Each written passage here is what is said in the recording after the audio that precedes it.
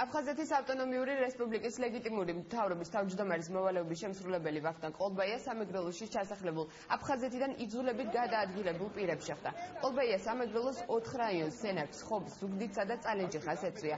აფხაზეთის მთავრობის თავმჯდომარის მოვალეობის შემსრულებელი დევნილთა სოციალური მდგომარეობითა და საცხოვრებელი პირობებით დაინტერესდა.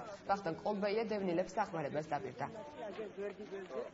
Თქვენი მეშვეობით ამ მოსახლეობას და საერთოდ დევნილებს მოუხადო იმის გამო, რომ აქ კარგახანი არ ყოფილვარ და ის პრობლემები, რომლის შესახებ მე ვიცოდი, დიდად არ წაწეულა წინ მათი მოგვარება და არის საკითხები, რომლის მოგვარებაც შესაძლებელია.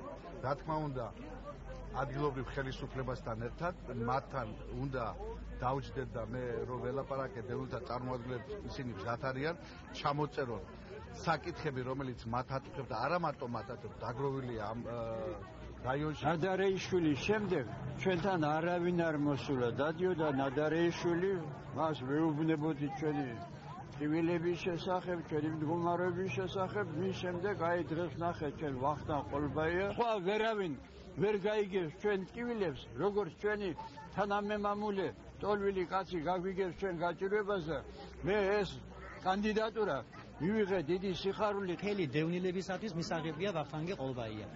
იმიტომ რომ ჩვენი მდგომარეობა ამ კაცმა ძალიან კარგად იცის ყველაფერი, თავიდან ბოლომდე იცის დევნილების შესახებ და მხარს უჭერთ ამ კაცს ჩვენ.